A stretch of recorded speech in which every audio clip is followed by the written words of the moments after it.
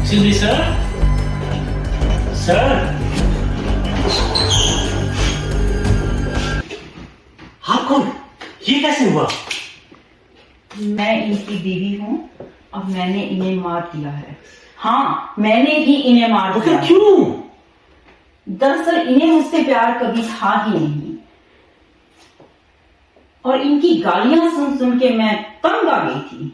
फिर एक दिन मेरी मुलाकात यहाँ के नामी वकील अमित से हो गई और बहुत जल्द हम एक दूसरे को चाहने लगे। फिर मेरे ही कहने पे एक दिन अमित हमारे घर आए और उन्होंने रंजीत से दोस्ती कर ली। और अमित, तुम्हारी इलेक्शन की तैयारी कैसे चल रही है?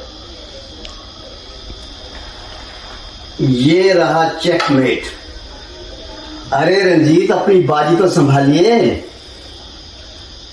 अरे रीना,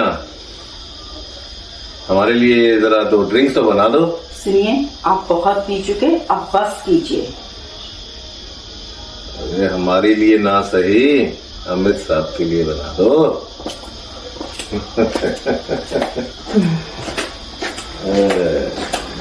ये बाजी तो आप हार चुके रंजीत। अरे कुछ ही दिन में रंजीत को मुझ पे शक हो गया। एक दिन मैं थोड़ा देर से घर लौटी तो रंजीत दरवाजे पे मुझसे सवाल करने लगे। फिर हमारी हीटेड आर्ग्यूमेंट हुई। रंजीत ने मुझ पे हाथ उठा दिया। मैं रोती रोती अपने कमरे में चली गई और अमित को कॉल कर दिया। अमित बहुत बड़ा गुट है और गुस्से में हमारे घर चले आए। शर्म आती है मुझे तुम्हारे बिहेवियर पे। रीना पे दोबारा हाथ उठाया तो मैं चुप नहीं रहूंगा। श्योर तो मैं मचाऊंगा। अगर तुम आज के बाद मेरे घर के आसपास नजर भी आया तो यकीन मानो मैं तुझे इलेक्शन में खड़ा नहीं होने दूंगा, समझा? अगर ऐसा हुआ तो मैं तुम्हें जान से मार डालूंगा। क्या बोलता तू? अमित जब घर से गए तो बहुत गुस्से में थे। मैं बहुत डर गई थी और मैं बालकनी में चली गई। इतने में मुझे डोरबेल की आवाज सुनाई थी। फिर थोड़ी देर में मैंने सुना रंजीत किसी पे जोर जोर से चिल्ला रहे थे। फिर ऊपर से एक हवाई जहाज गुजरा और मैं उसके शोर में कुछ सुन नहीं पाई। मैं भागती हुई नीचे आई तो देखा इनको किसी ने मार दिया है। जाहिर है अमित वापस आए होंगे और उनके हाथों ये सब हो गया। मैं अमित का इल्जाम अपने सर पे लेना चाहती हूँ। पर आप ऐसा क्यों करना चाहती हैं? अब देखिए, मेरी लाइफ में तो कुछ बचा नहीं है, पर अमित को तो बहुत आगे तक जाना है। आप पुलिस को फोन कीजिए। नहीं, मैं ऐसा नहीं करूंगा। मगर क्यों? मैं आपके जज्बात की कदर करता हूँ। आप इस इंसान के लिए अपनी जिंदगी बर्बाद करना चाहती हैं? तो क्या करोगे? मैं आपको और अमित को बचाऊंगा। कैसे?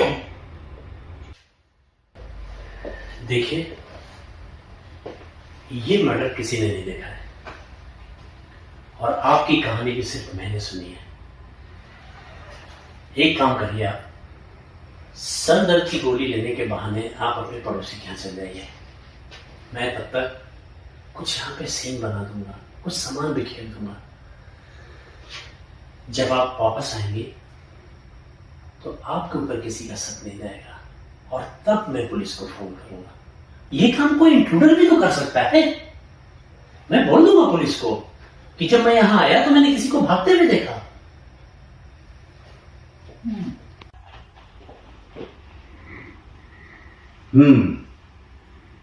तो जब आप पड़ोस से वापस आए तो आपके पति मर चुके थे और आपने इनको घर में पाया। जी। और आप मिस्टर जी, दिलीप नाम है मेरा। हाँ जी, दिलीप साहब।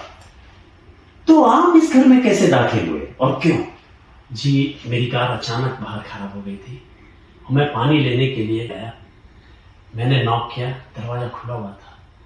मैं घर के अंदर घुसा, उसी समय मैंने एक आदमी को भागते हुए देखा। अंदर आया, मेरे होश उड़ गए और तभी मैंने इनको सामने से आते हुए देखा और इनके कहने पे मैंने आपको फोन किया। ओह, तो आपकी कार का क्या हुआ? जी, मैंने अपने कार में पानी डाला बट फिर भी स्टार्ट नहीं हुई। मैंने अपने मैकेनिक को फ़ोन कर दिया है, वो आते होंगे और इस कार को टो करके ले जाएंगे। मैकेनिक का नाम? जी, पैसिफिक मोटर रिपेयर। आपने इन्हीं को क्यों फोन किया, कोई वजह? मेंटेनेंस के लिए इन्हीं के पास आता हूँ। तो दिलीप साहब जी, आप अपना एड्रेस हमें लिखवा दीजिए चलो। और हमारी परमिशन के बिना ये शहर छोड़कर कहीं नहीं जाइएगा। श्योर। और आप भी प्लीज। हो सकता है हमें आपकी और जरूरत पड़े। लगता है ये काम किसी इंट्रूडर का ही है। सामान भी बिखरा पड़ा है। इस घर में और कौन कौन आता है? मेरा मतलब कोई नौकर, कोई दोस्त? एक मेड सुबह से शाम तक आती है, पर आज संडे है, आज उसकी छुट्टी थी। और कभी कभी रंजीत के दोस्त अमित भी आते हैं, पर आज वो भी नहीं आए। हाँ हाँ भाई, हो जाएगा आपका। अमित, आम डिटेक्टिव बोमियो। जी आइए बैठिए। रंजीत के मर्डर के बारे में आपसे कुछ पूछताछ करनी थी। पूछिए। सुना है आपकी उनके परिवार से अच्छी दोस्ती है। हाँ, मैं तो अक्सर रंजीत से शतरंज खेलने जाता रहता हूँ। तो इस संडे क्या आप वहां गए थे? नहीं, इस संडे मैं थोड़ा बिजी था, मैं नहीं गया। इस संडे आप शाम को 7 से 8 बजे तक कहां थे? 7 से 8 बजे तक? हाँ याद आया, मैं होटल सवॉले में एक प्री इलेक्शन पार्टी रखी थी, मैं वहीं पर था। Sure, absolutely. Good evening sir. देखिए कैसे आना हुआ सर, क्या कह सकता हूँ आपके लिए? संजय, तुमसे कुछ इंफॉर्मेशन लेनी थी। जी सर। ये लास्ट संडे इवनिंग अमित साहब यहाँ आए थे क्या? जी हाँ सर, उन्होंने तो यहाँ पार्टी रखी थी और पूरी शाम वो यहीं पर थे। शहर के बड़े बड़े लोग आए हुए थे सर यहाँ पे। आर यू श्योर कि अमित साहब पूरी शाम यहीं पर थे और पार्टी छोड़कर कहीं बाहर नहीं गए? हाँ याद आया सर, नीचे सिग्नल वीक होने की वजह से उनका एक फोन कॉल यहाँ रिसेप्शन पे आया था और मैं ही उनको यहाँ बुलाकर लाया था। लेकिन फोन पर बात करते करते अमित साहब कुछ गुस्से से हो गए थे और होटल से बाहर चले गए। What? तो क्या वो उसके बाद वापस नहीं आए? यही करीब आधे घंटे बाद फिर वापस आ गए थे और फिर पार्टी एंड होने तक वो यहीं पर रहे। इंटरेस्टिंग। तो कॉल कहां से आया था? सर यकीन से तो नहीं कह सकता, पर हाँ आवाज किसी लेडी की थी sir. Are you sure? Okay Sanjay, thank you very much. Reena और अमित दोनों ही सच को छुपा रहे हैं।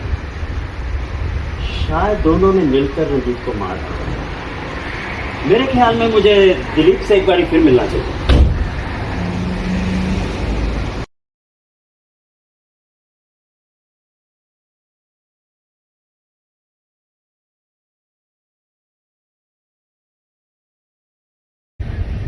अरे डिटेक्टिव साहब, आपने मुझे यहाँ भी खोज लिया।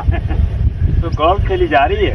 क्या करें जनाब, आप जाने ही नहीं देते मुझे। आई एम सॉरी, बस कुछ ही दिन और कोऑपरेट कीजिए हमारे साथ। अच्छा, तो आप बता रहे थे उस दिन आपने घर से निकलकर एक आदमी को भागते हुए देखा था, तो क्या मैं आपको कुछ फोटोग्राफ्स दिखाऊं और आप उसको पहचान लेंगे?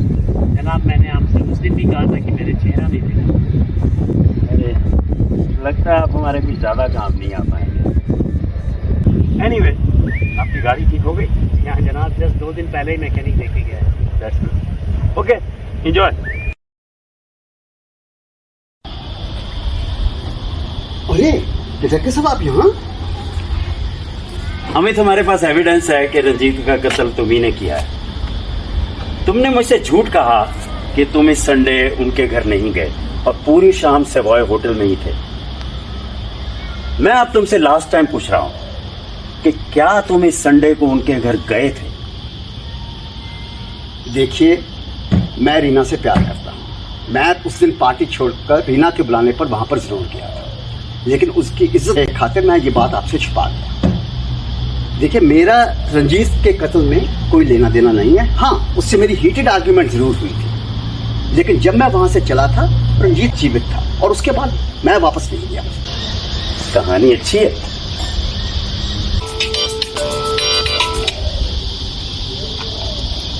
हाँ रे तू, व्हाट आर यू श्योर? अच्छा, तो मैं अभी आता हूं। सॉरी अमित, कुछ जरूरी काम आ गया है, मैं तुमसे बाद में मिलता हूं। ओके। हाँ रितु, अब बताओ।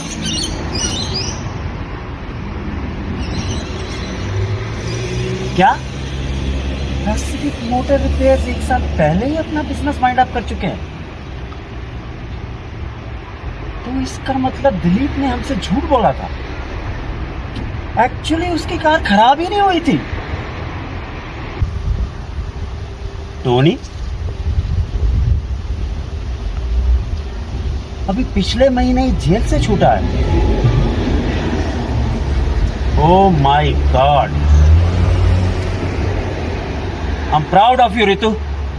सी यू शॉर्टली। मिस्टर टोनी, चौंक क्यों गए? कुछ गलत कहा क्या मैंने Dilip Sahab? Let's come to the point. आपने रंजीत को क्यों मारा? ये क्या कह रहे हैं सर?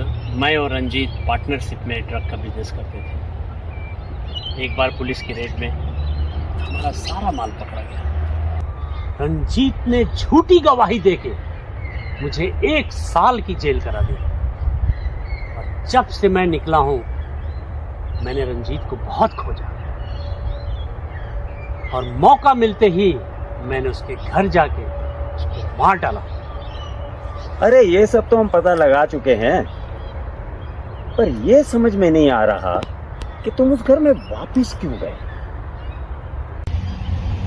साहब, मेरी बदकिस्मती मुझे वहां फिर से मिल गई। थोड़ी ही दूर जब मैं अपनी कार में पेट्रोल भरा रहा था, तो मुझे एहसास हुआ कि मेरा वॉलेट तो हाथापाई में वहीं गिर गया है। और उस सबूत को मिटाने के लिए मैंने अपनी कार को खराब होने का बहाना करके घर में दाखिल हुआ। जब रीना को मेरा ही इल्ज़ाम अपने सर पे लेते देखा, मुझे तो बड़ी खुशी हुई, लेकिन उसकी कहानी सुनने के बाद मैंने उसको बचाने की ठानी। जब रीना पड़ोसी के यहाँ गई थी, मुझे मेरा वॉलेट वहीं मिल गया, और अगर मैं चाहता तो वॉलेट लेके भाग सकता था। लेकिन साहब, तकदीर का फेर देखिए, मैं अपने ही बनाए जाल में उलझता चला गया और अंत में मैं फंस के रह गया। TunePocket.com